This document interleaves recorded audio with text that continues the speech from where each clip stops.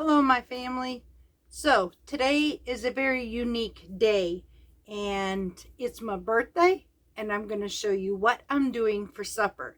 The reason I'm doing this, though, is because I'm thinking some of these ideas just might help you for the holidays. If you're ready to go and spend some time in the kitchen, because we're going to spend some time in the kitchen, I'll show you what I'm doing.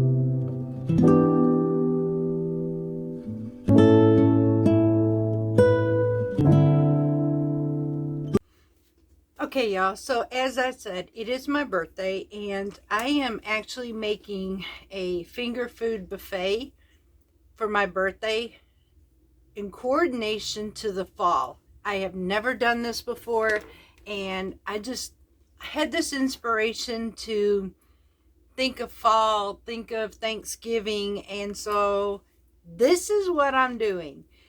Each section right now, I'm in the process of making a loaf of bread, basically for cocktail bread. And then, as you can see there, this will be cut into slices and toasted for my spinach artichoke dip. So we're going to be setting that aside. That is one of them.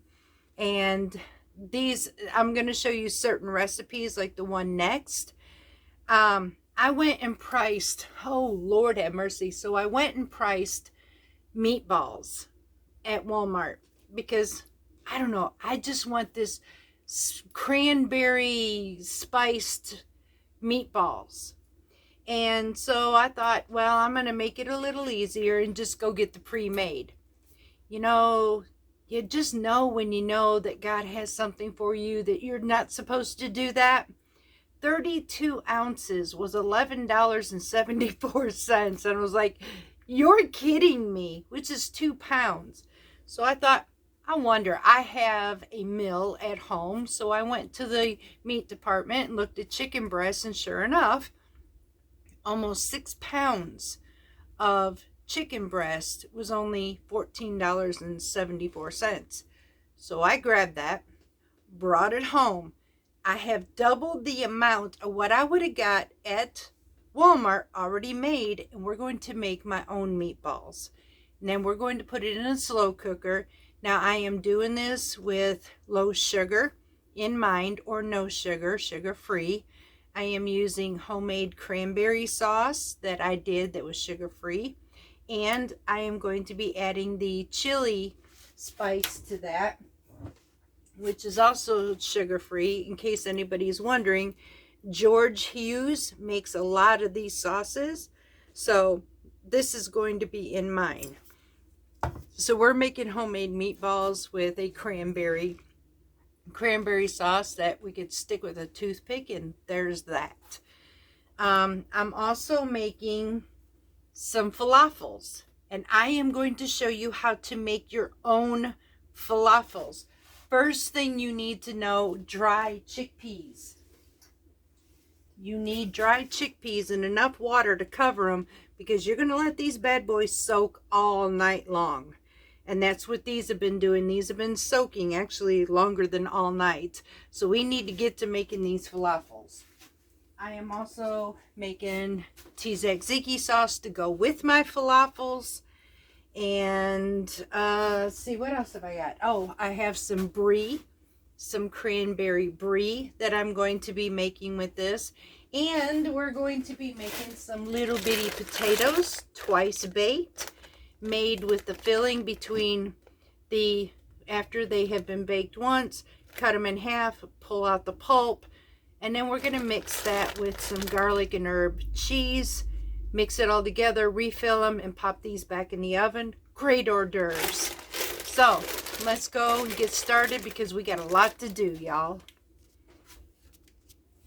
Okay, y'all, so I'm going to start with my homemade chicken. You can do this with beef. You can do this with pork. You can use this with ground turkey. I'm going to tell you right now, I had priced ground turkey.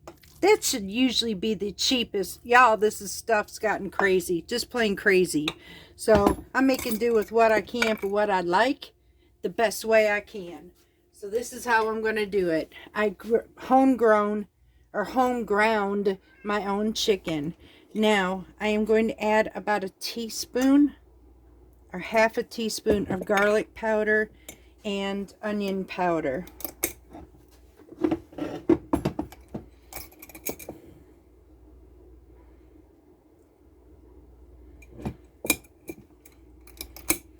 Okay, we're going to make this more like a Italian style meatballs that goes good with cranberries. So just a little bit. We're not doing too much. As a matter of fact, I just might change this. Hang on. I might change the Italian style into something different. Flavors that go with a cranberry sweet sauce. So rosemary. Rosemary is really good for this. And thyme. So I'm going to go ahead and crush up some rosemary in here.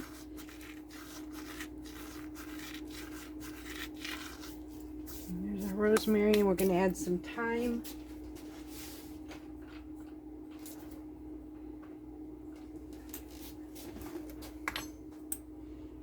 Oh yeah, these are going to be good.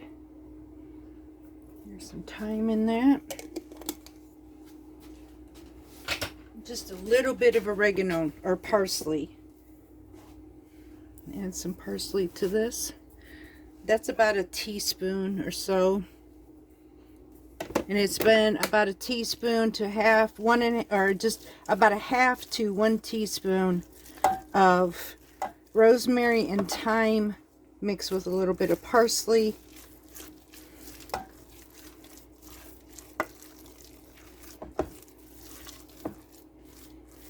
Oh yeah, this looks good.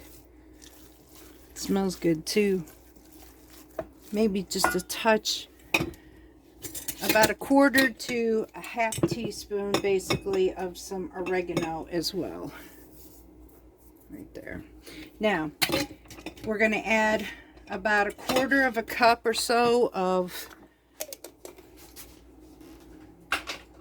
breadcrumbs. I'm using fresh milled breadcrumbs in mine. I'm going to go from there and see what we need. Mix this all together.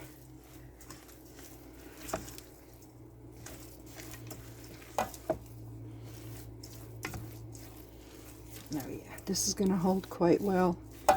And then I'm going to add 1 small egg. This is from my own farm, y'all.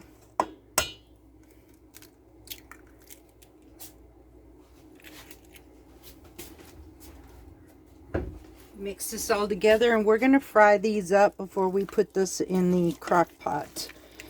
So we're basically going to pre-cook. Look how dark that yolk is. Wow. Okay, so we're going to pre-cook this, and I'm going to get this mixed up. Once I get this mixed up, I'll come back and we're going to prepare this to fry these up in a little bit of olive oil, and then we're going to put this aside to the crock pot and let it cook the rest of the time. Okay, y'all, so I'm going to take my pan and I'm just going to add a couple tablespoons of olive oil to this. Let this come up to heat. Once it comes up to heat, we're going to start making our meatballs.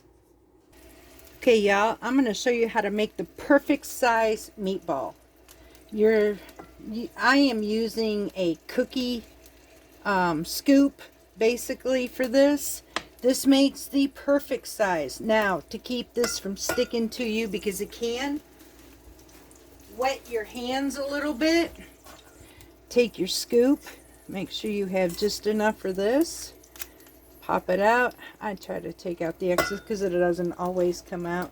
Then you're going to take and roll it up really good in your hands. Look, that's the perfect size meatball right there. And just drop it in my pan. And I'm going to continue to keep doing this through all of my meatballs until they are all cooked and done. Once they are, we're going to come back and I'll show you how to do the sauce to stick into my crock pot while I work on other things while they're cooking. So we'll be right back. Okay, y'all, so this recipe is basically for a packaged 32-ounce bag of frozen meatballs or turkey meatballs. So I actually have 1.5 pounds of homemade meatballs. By the way, here they are. So we're going to put this in the crock pot afterwards, but we're going to make our sauce. I am going to give you the recipe that covers 32 ounces or 2 pounds. So you will need a 14-ounce can of jellied cranberry sauce. I am literally using mine, which is sugar-free, home canned. I had to get my stuff, y'all. Okie doke. Boy, it smells so good.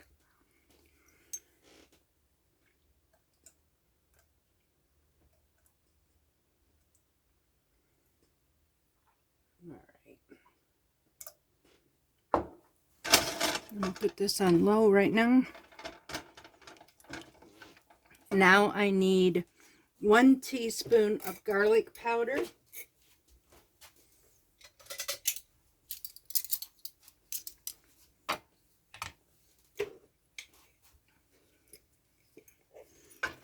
Okay, if I can get my lid to stay open. It's one of those days it looks like, because I got multitasking things going on. Okay, here's my garlic powder. I need a 1/2 teaspoon of black pepper. I'm going to be using fresh cracked pepper.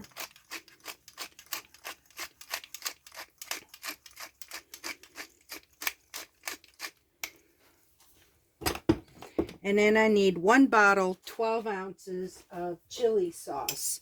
I'm actually going to be, let's see, this is 18 ounces, so we're not using this whole thing.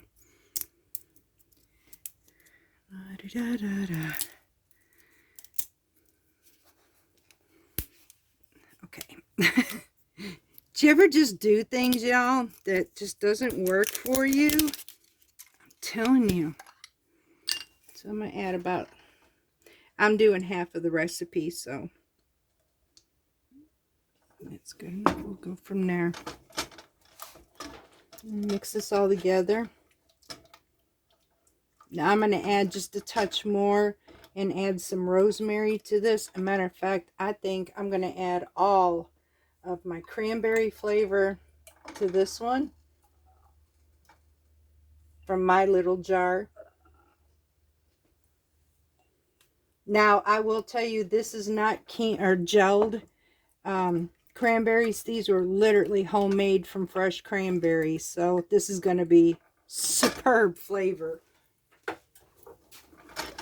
And I'm going to add just a touch of rosemary to this, because rosemary and cranberries, they just go together.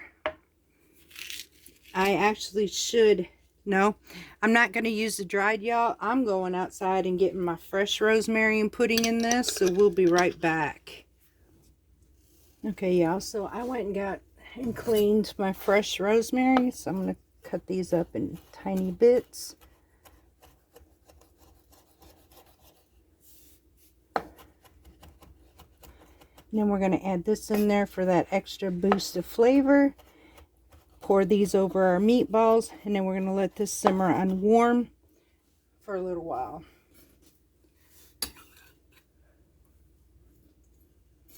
Oh, it smells so good. Now, the recipe also calls for about a 1/2 cup of brown sugar, if that's what you want to add to it. I think it's got enough sweetness to me between the sweet chili and then that sugar substitute. Works one-on-one. However, it can also be a little bit more sweet. Now, I'm just going to take and pour this over the top of my meatballs here. Oh, y'all.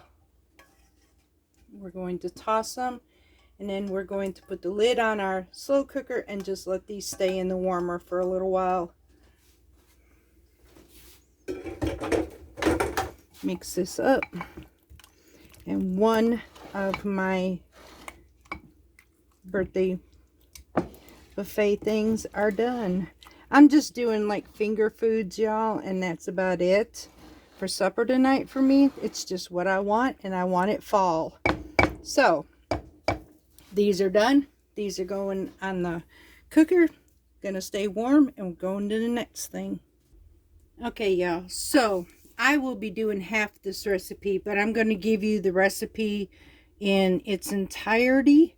Now, this is from the Mediterranean dish. I've had this before, and it's super good. So the first thing you need is 2 cups of dried chickpeas. Now, you cannot use canned or cooked. This will not work with that, y'all.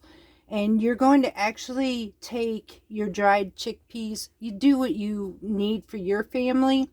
I only did 1 cup, but you want to take it and cover it completely, at least an inch or 2 over the top of your chickpeas. And then add, if you're using this recipe with 2 cups, you'll add a half a teaspoon of baking soda. That just helps soften them. I actually forgot to do that part, but regardless, I still have my chickpeas, and they've been soaking overnight. So for 24 hours, you want these to go. So we're going to do this just as they are. So these have been soaking, and these are ready to go. Now we need, the next thing we need is our 3 greens, which would be dill, cilantro, and parsley. You'll need 1 cup of parsley, fresh parsley, stems removed, 3/4 cup of cilantro leaves, stem removed, and then a half a cup of fresh dill. Now, I don't have the fresh dill, but I did add a couple tablespoons of dried dill to this. So I'm going to add all of my greens.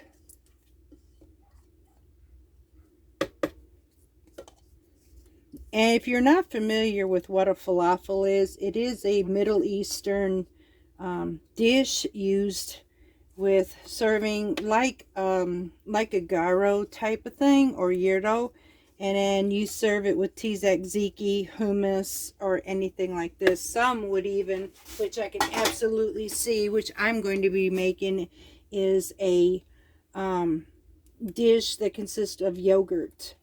So maybe even a feta dressing would go really good with these. Okay, so now we have our greens. Next, you need 7 to 8 cloves of garlic peeled. Now, I do have my garlic, but I pulled the centers out because it can be bitter. So that's totally up to you if you want to do that. You're going to add salt to taste to this.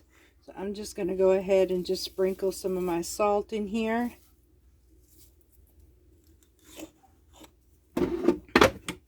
You need your seasonings. Well, actually, 1 small onion quartered.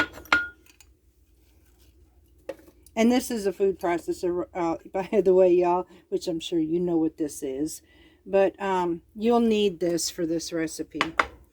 Now, we have our onions. Now we need 1 tablespoon of black pepper, 1 tablespoon of cumin, tablespoon of coriander, a teaspoon of cayenne, optional, and a teaspoon of baking powder. And I'll have to go get my baking powder right quick.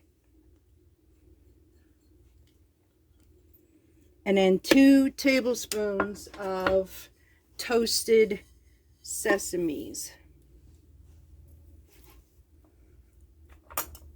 And I did that toasted on my own.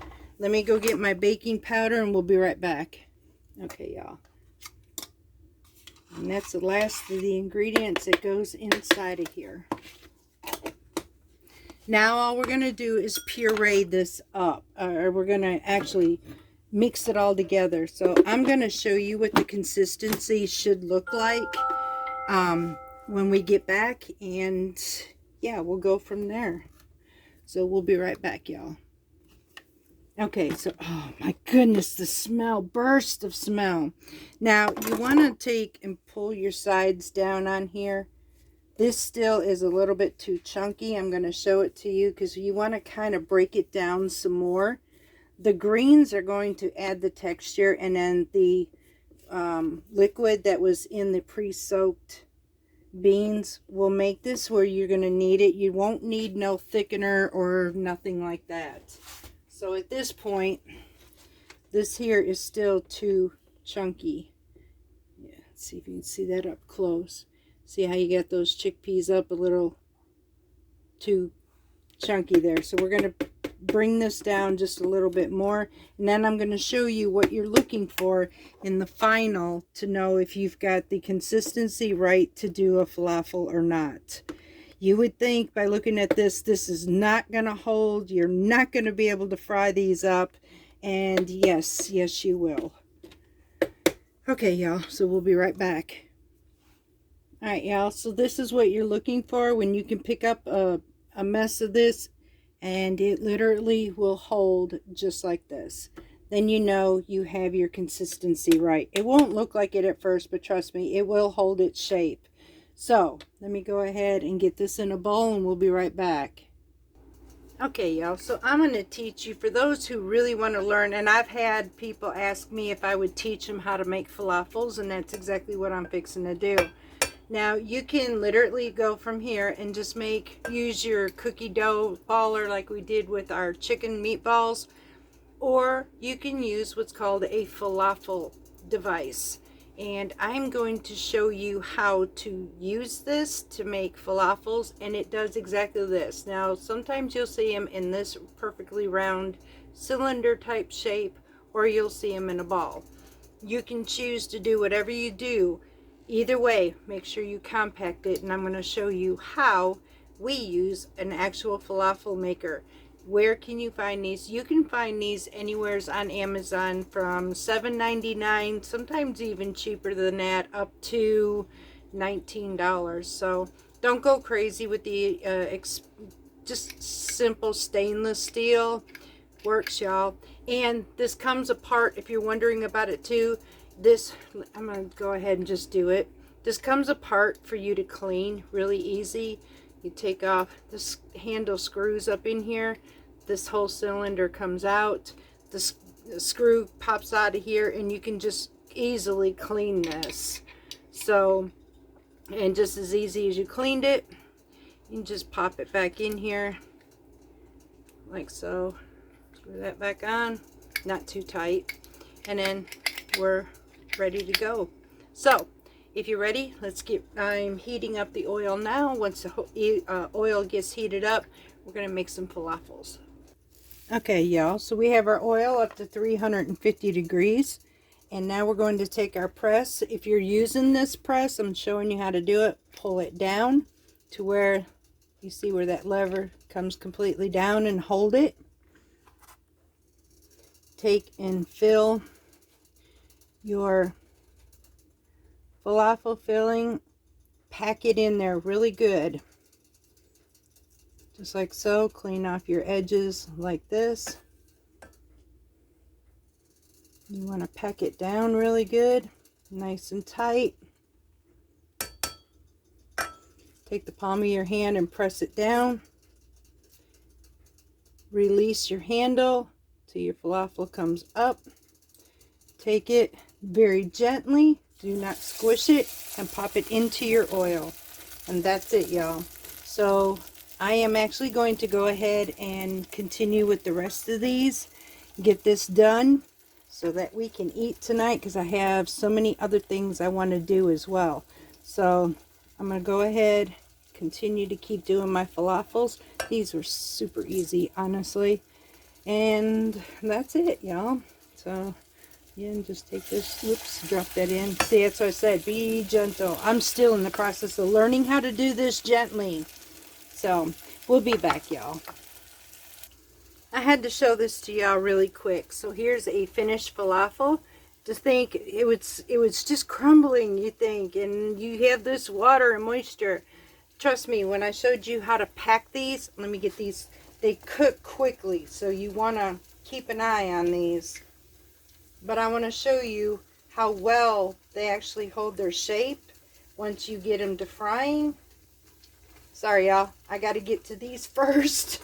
I don't want to burn these. Alright, you ready? Here we go. Look at this.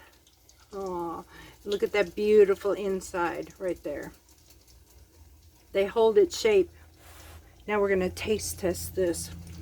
As you saw, these are really hot because I just took them out. So last thing I want to do is burn my mouth.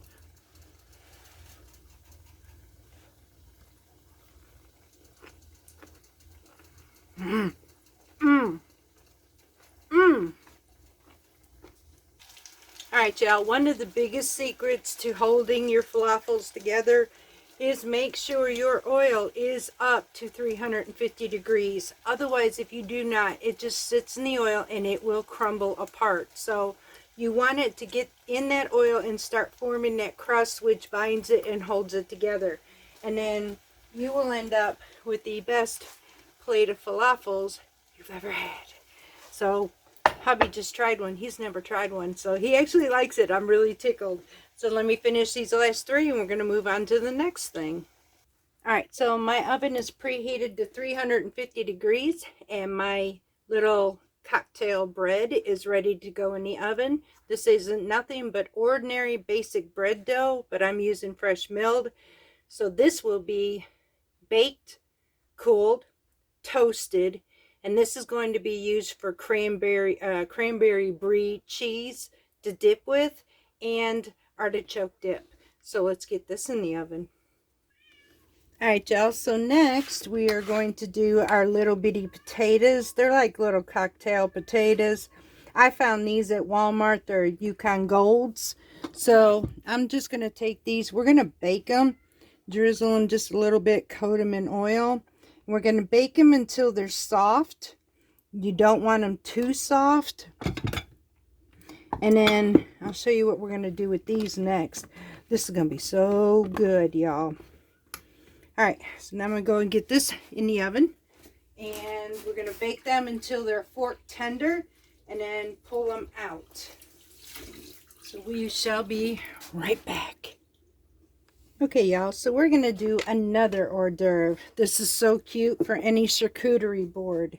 You're going to need a whole piece of hard salami, a half a piece of provolone. I am actually using a special from Walmart. This is truffle provolone. A half a piece of regular size pepperoni. And you're going to need water or juice removed pepperoncini, pepper with the stem on it.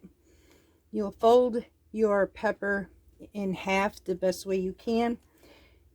Flip this over the top because you're going to line your edges and then put these right in the center of each other.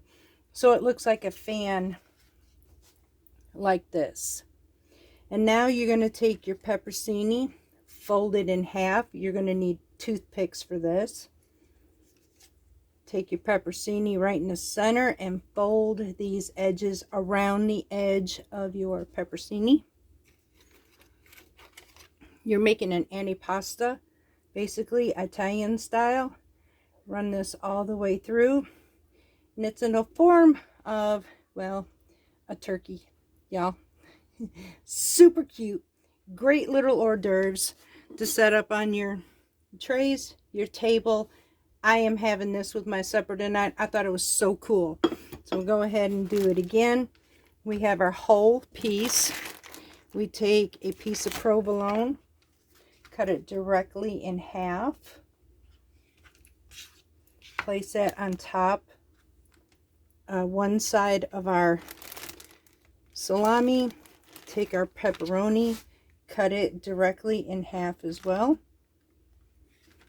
Place that in the edge, the very edge line in the center of our provolone. Fold this over. take your pepperoncini, fold it in half. This is the reason why you need that juice removed.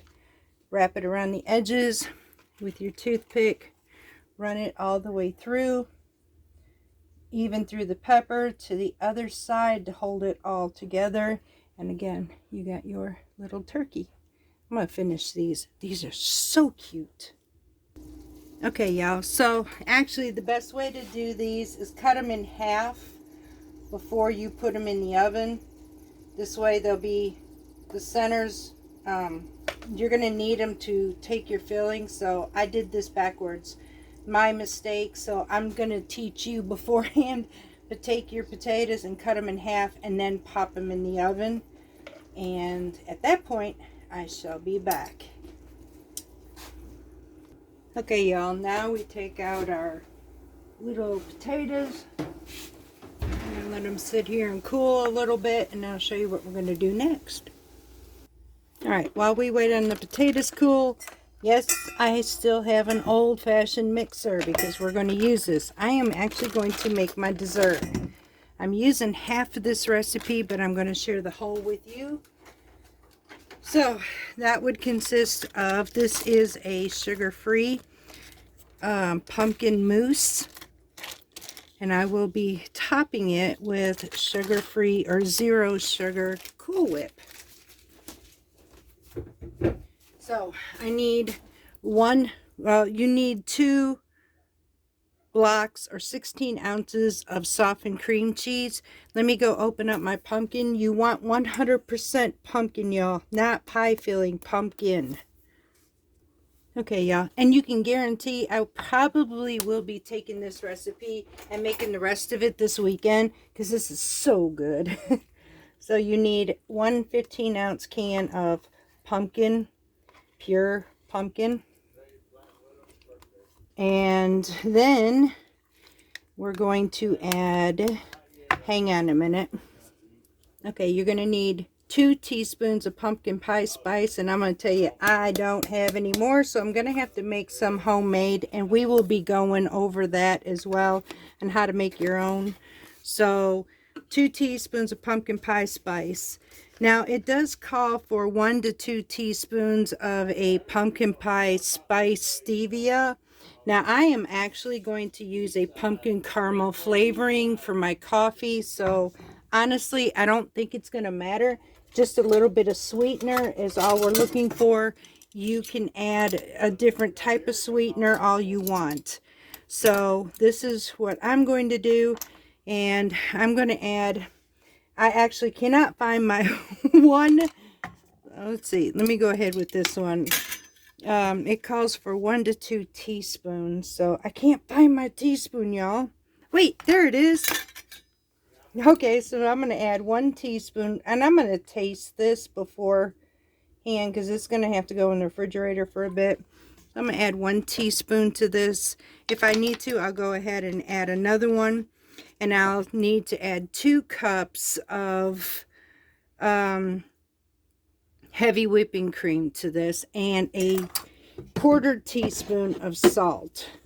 Now remember, you're not seeing me do all that much because I am literally just making this half a recipe. So let me go ahead and get my heavy cream, and then we're going to whip this up. Alright, y'all, so I'm going to add a little more sweetener to this, and I need to add now 1 teaspoon of vanilla extract. Now we're going to mix this again. As you can see, it's getting nice and fluffy. So we'll be right back as soon as we get the rest of this mixed. Alright, y'all. Now once we get the flavor the way we want it, we're going to take our fluff, pop it into a bowl, cover it, and stick this in the refrigerator until it sets. Once it sets, we'll be able to have it tonight. This is going to be my dessert. This is going to be my birthday cake. Basically, it's what I choose. I'm not a cake person, but a mousse or a creme brulee or anything like that, I'm a sucker for. So this is what I choose. It's better, not full of sugar, and it's yummy. This really is yummy. So I'm going to set this in here. I get to lick the spoon, y'all. So we're going to set this in the fridge, and then we're going to come back to our taters. All right, y'all. So this is where this little core, the tomato core, is going to come really handy for these really tiny potatoes.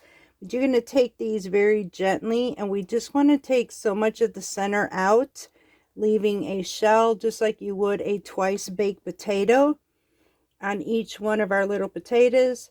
And then you're going to put this back in here, and we're going to put them back in the oven for them to crisp up on the edges.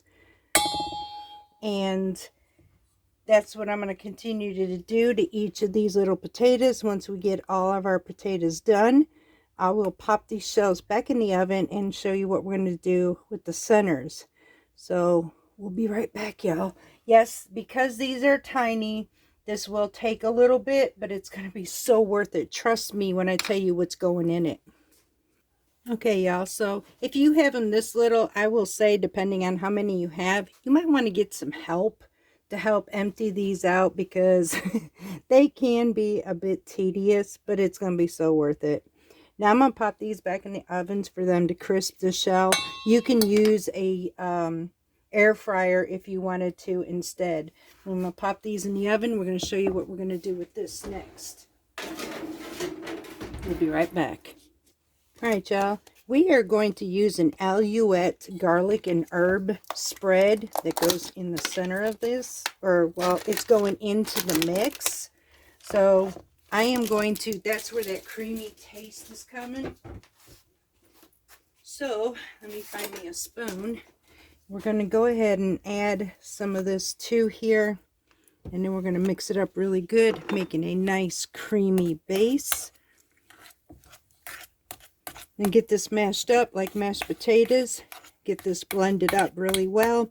Once we have that, we'll come back, make sure this is nice and creamy, and then we will get ready to, because this is going to bake again into our shells. Let me get this mixed and we'll be right back. I have to show you how stinking cute this is, y'all. So here is our little cocktail breads that I'm going to toast. Look at them. We're going to brush these with olive oil, stick this in the oven, toast them, and I'll be cutting them in half to use as bread chips for our dips. Okay, y'all, so now we're going to go ahead and add our filling. If you don't have a piping bag, then just use a Ziploc. Just make sure it has corners. Mine didn't, that's why I'm having to use this. I'm just going to go ahead and add my cheese potato filling in each one, like so. We're going to fill these up. Once we fill these up, they're going to go back in the oven to toast the tops of these, and these will be finished, y'all.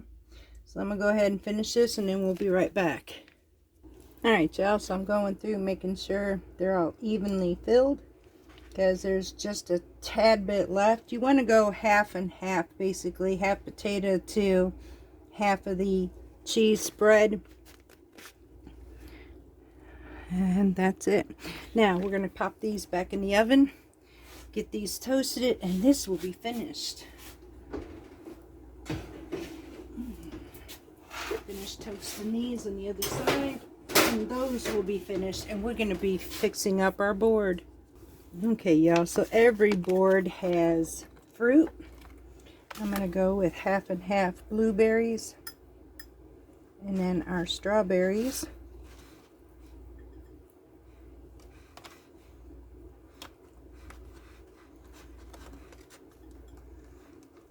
Fruit is so good. And I like the berries because berries are perfect for a diabetic as well, y'all. Just so you know that. And just a little bit more blueberries to this. And now our fruit side is finished. We're going to add, of course, our pickles in the center here. Be right back. Okay, y'all, so I don't know if you can see this so far, but we have our bread pieces here, our fruit, our pickles. We have some cucumbers over here, our spinach artichoke dip. Now we're going to put our little turkeys and a pasta on the board. I have some Mediterranean green olives that we're going to add to this as well.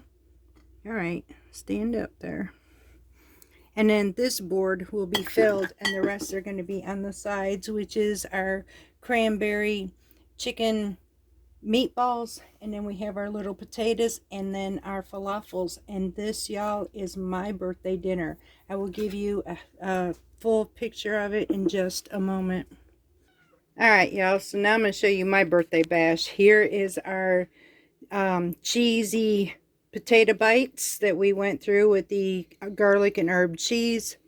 We have our board. Look how pretty this is, y'all. We have our pickles, our olives, our antipasto turkeys, cucumbers, homemade cocktail bread with some artichoke dip, on over here to our homemade falafels, and lastly down to our chili cranberry meatballs.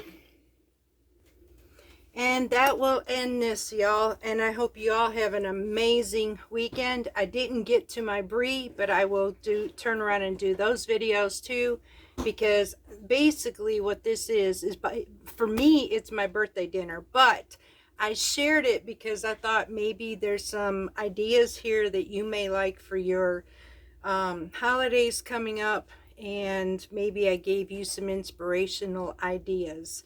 So y'all, with that, I am going to end this. I am going to eat because I'm hungry, I'm exhausted, and until next time, y'all, much love from Parton's Mediterranean Homestead.